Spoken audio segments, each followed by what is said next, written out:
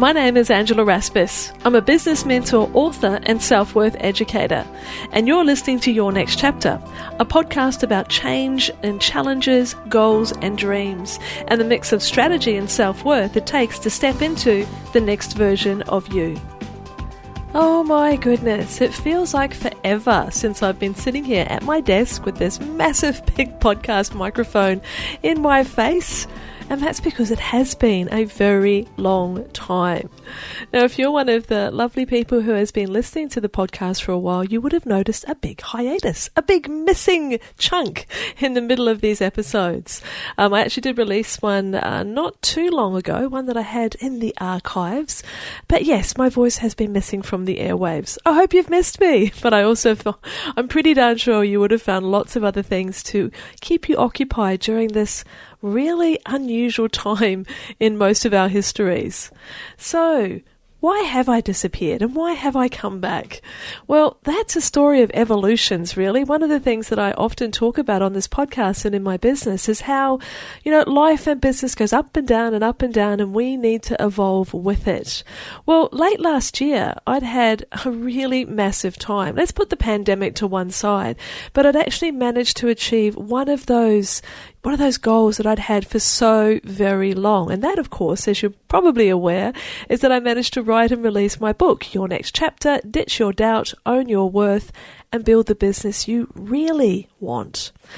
And I think what happened to me is that I was so creatively tapped out, physically and emotionally. There's a heck of a lot that goes into the creation of a book. And I decided I'm just going to have a wee break. There was quite a bit of emotion there because of everything locking down and opening up and closing and in and out and up and down. I didn't get to launch that book with a bit of a party in the way that I anticipated. Look, I had some wonderful clients and friends and colleagues who helped me launch that as a virtual book launch. But I got to be honest, there was, as wonderful as that was, there was just this little part of me that was a bit sad because I really, as I mentioned at the beginning, this was the culmination of such a huge goal for me. And it just felt as though it sort of petered out a little bit. And the result of that is that I sort of lost the creative spark. Now, I've still been working with lots and lots of gorgeous clients since you last heard from me. But when it came to actually recording a show or even writing a blog post, when I went in to pull something out, there was literally nothing there. I'm sure I'm not alone with that sort of experience of feeling a bit creatively tapped out. Now, when that happens, it makes perfect sense to give yourself a break, doesn't it? It makes perfect sense to step back and to just allow yourself to have a bit of time out. But the other thing that happens when you do step into that space, well, this is the thing that happened to me. The good old inner critic, good old Helga, came out from the back of the stage and started throwing around her hand grenades again.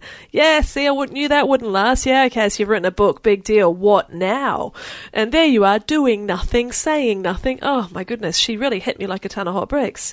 And so there was a little bit of guilt that was sitting there that, as a business mentor, as a person who's in this space, aren't you supposed to continually crank out content and stay visible?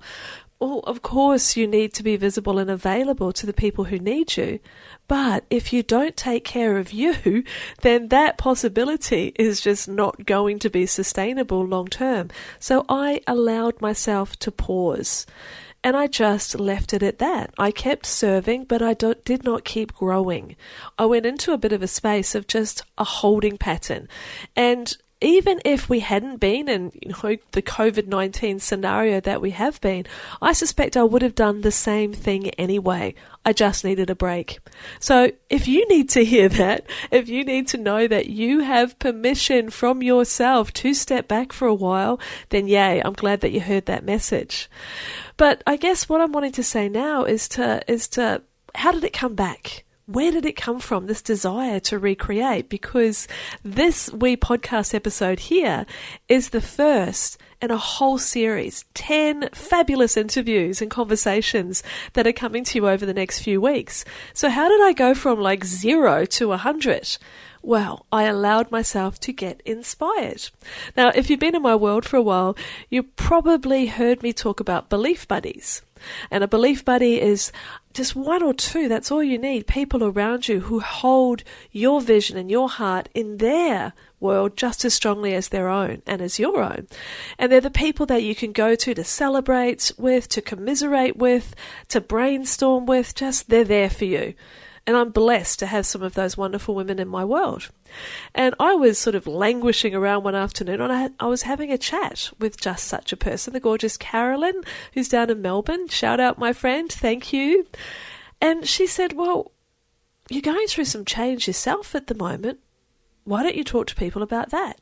Why not talk to people who have gone through all different sorts of change, stepped into their own chapters, new chapters in different ways?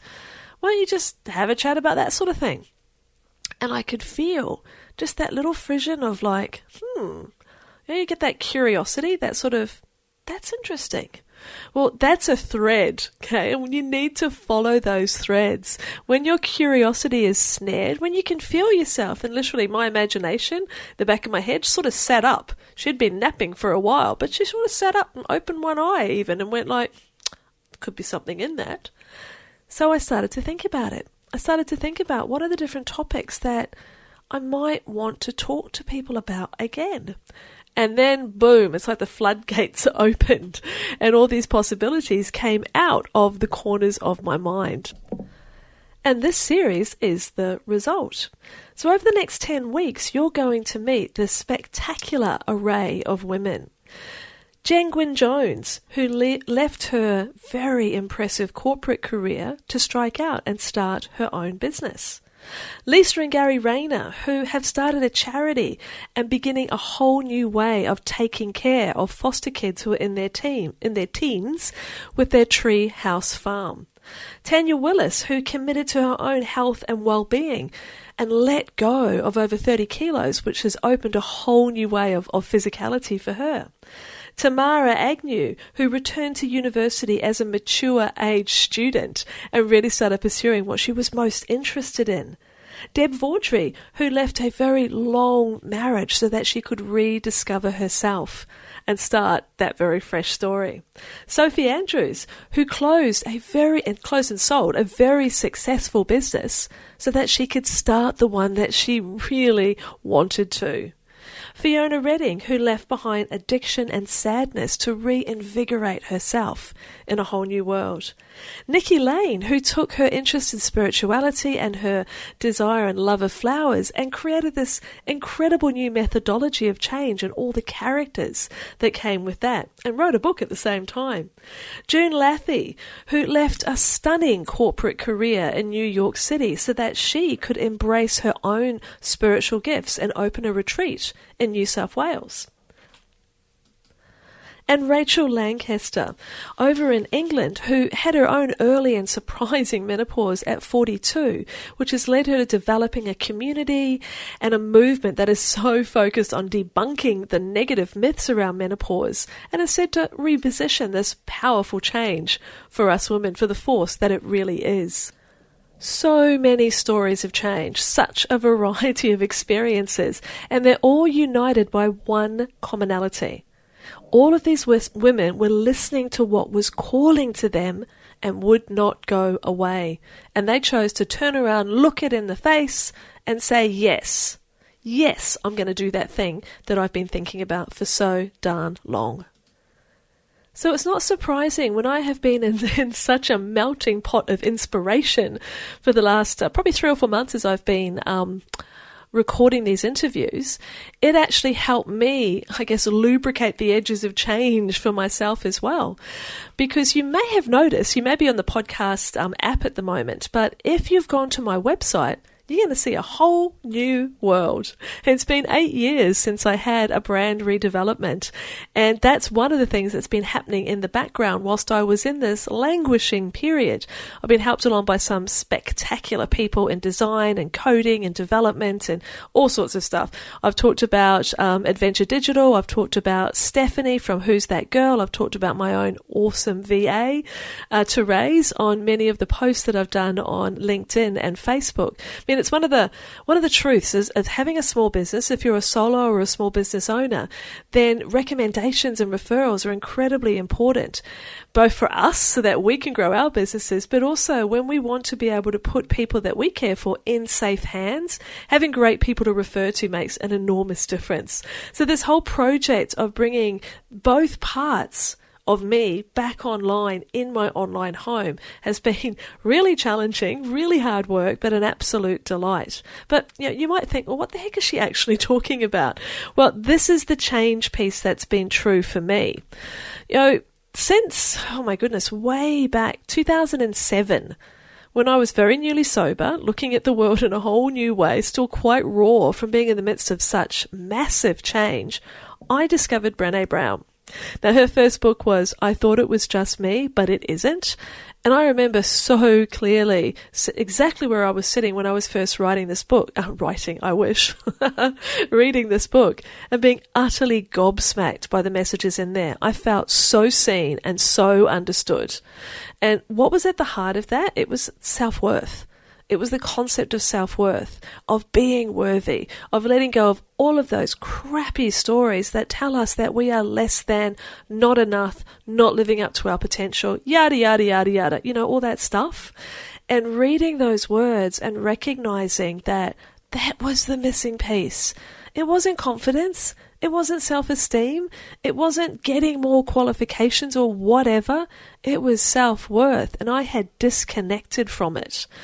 And now that I was sober and living in a different way and actually having taken away all those agents of numbing, you know what it's like when you don't like how things are feeling and going and you numb the edges, be it with alcohol or food or shopping or relationships or people pleasing or whatever. But the reality is that we are cutting off our true selves. And I was now on this incredible journey of rediscovery. I was back from the detours and I was back to becoming the person I was always meant to be. And it was very exciting and very scary at the same time. Well, part of my story, as I moved on and I became more and more aware that the business that I had built, my marketing agency, it used all of my skills and my experience, but it wasn't really engaging my heart any longer. Now, much like all of the women that you'll hear from in this series, there was that thing that kept tapping away in the back of my mind saying, this isn't it. This is okay.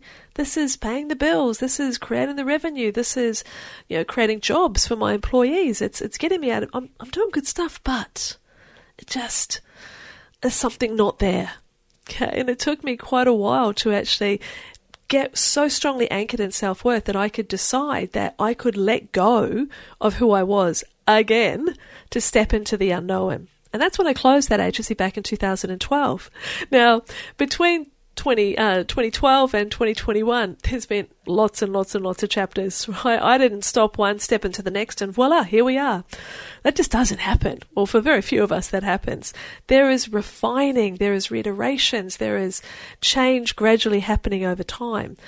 But where I started when I first closed that agency, I was so utterly enamored with this concept of self-worth.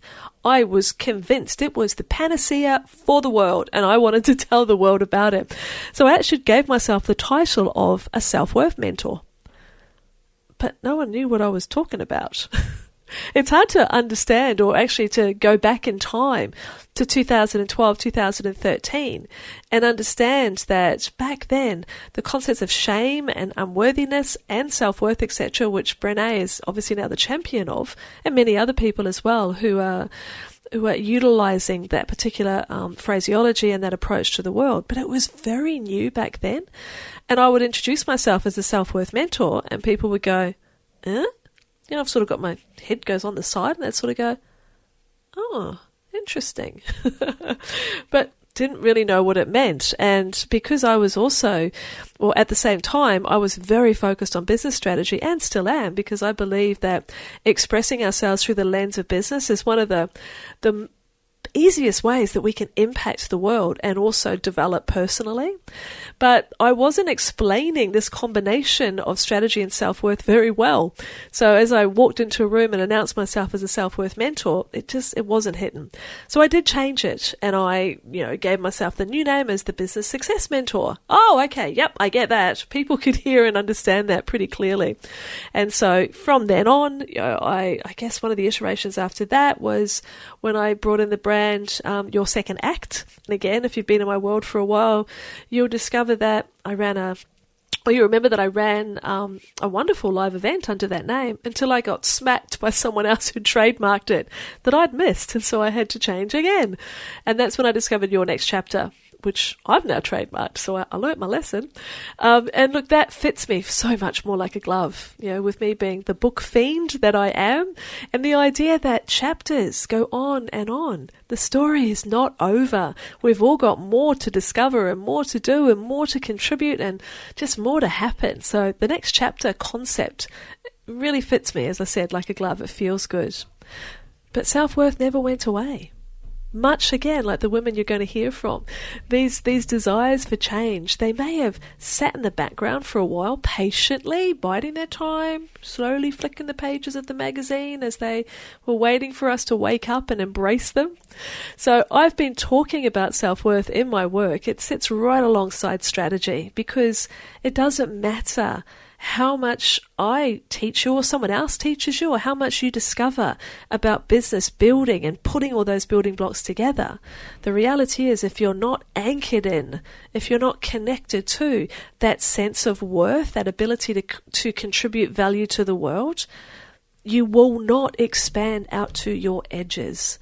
So I needed to bring this, and I have brought this fully front and center. When you go and visit the new website, you'll see that the two pieces of me sit side by side, equally in stance, holding hands, proudly showing themselves to the world. You'll find Your Next Chapter comes under one part of the navigation on the Angela Raspis website, and sitting right alongside it is the Center for Self-Worth. Now, there's a little asterisk beside that too, because when I was first working on this as a concept, I was calling it the Self-Worth Institute. And this is a really important lesson in listening to your own gut, okay? The reason I called it the Self-Worth Institute was because I was still feeling quite strongly that, I want to bring this work into organizations as well as to individuals. I absolutely know, this is true right down to my core, that it's needed in so many places. It's useful, it's valuable in so many incarnations. But if I try and walk into an organization and say, I'm here to teach you about self-worth, it felt maybe it lacked a little bit of teeth. So I bolted on this word institute. Well, that makes it sound serious, doesn't it?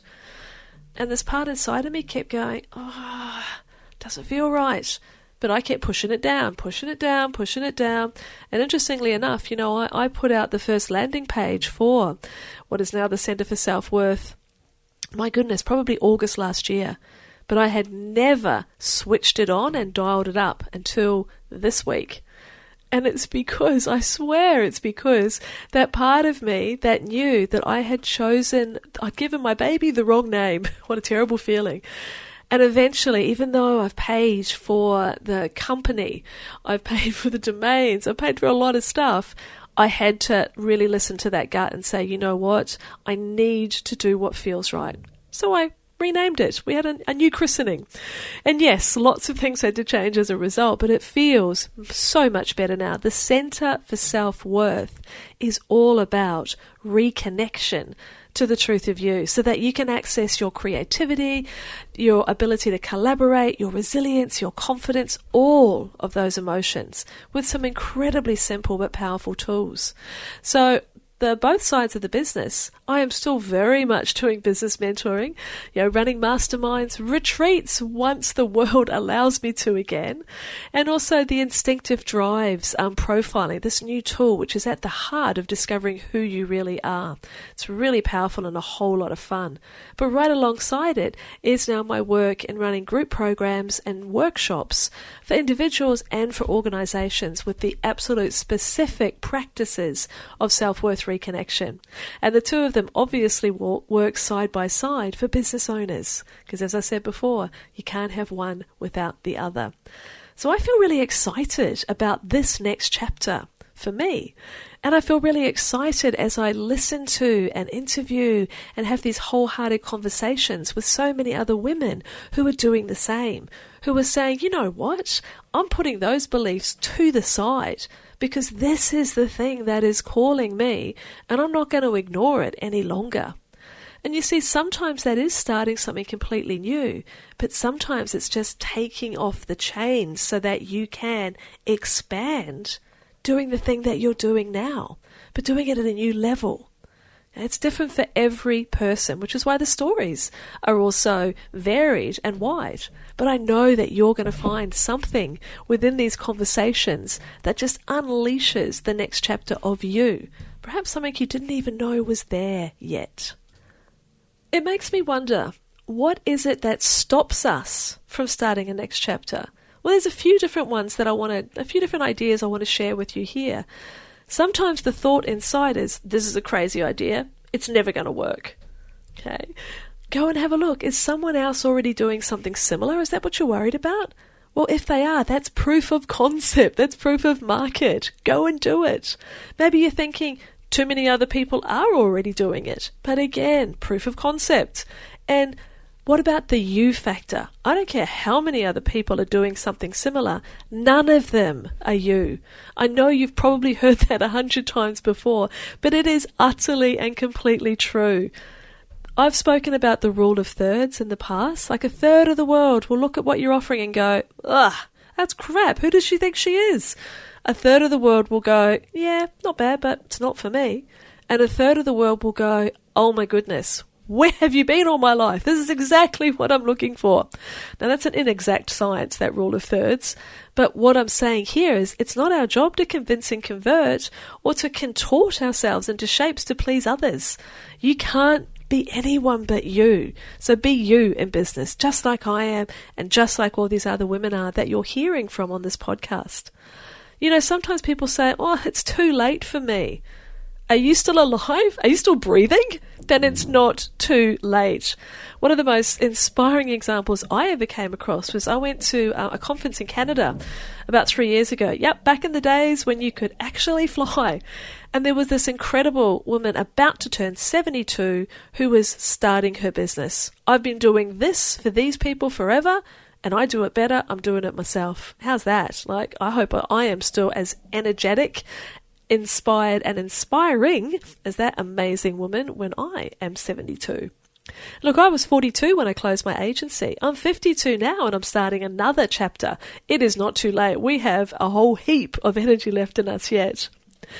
Another thought that can come up is, I don't know how to do this thing that I'm thinking about.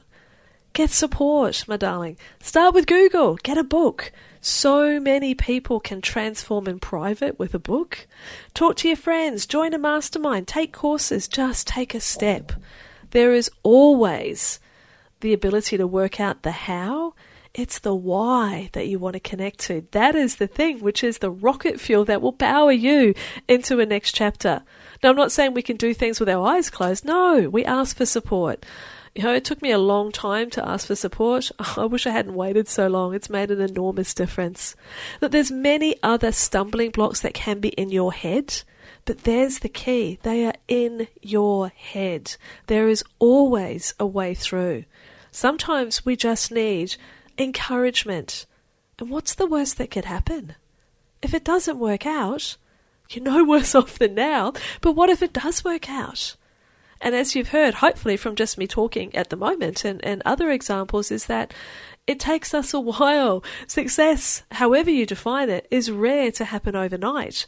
And we'll just keep chipping away at the edges because that thing, that desire, it's not going away. It's going to keep calling you. So I want to end today's episode with a fabulous definition that I've heard just lately about the idea of what to chase, what to do, what purpose are you going to align yourself with. It's actually what I learned in this brilliant training I've done lately with Neuroscience Academy with Dr. Sarah McKay. I am a learning and a growth junkie, but this was one of the best things that I've done lately, and I cannot wait to share what I've learned from a neuroscience and brain health perspective through the Center for Self-Worth and my own business mentoring as well.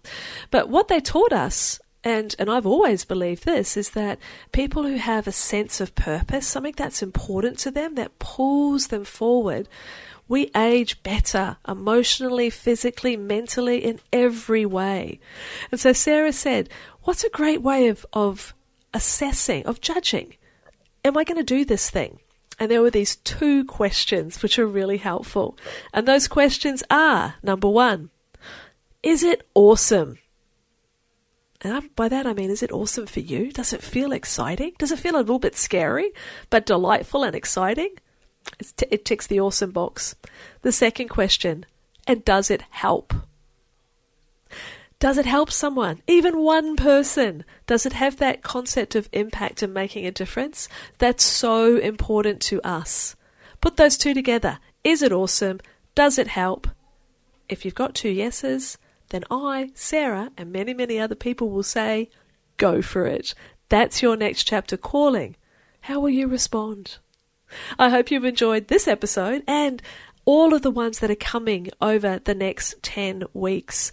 I would love to hear which of them really got you. What inspired you? What are you going to do, change, be, have as a result of listening to these inspirational conversations?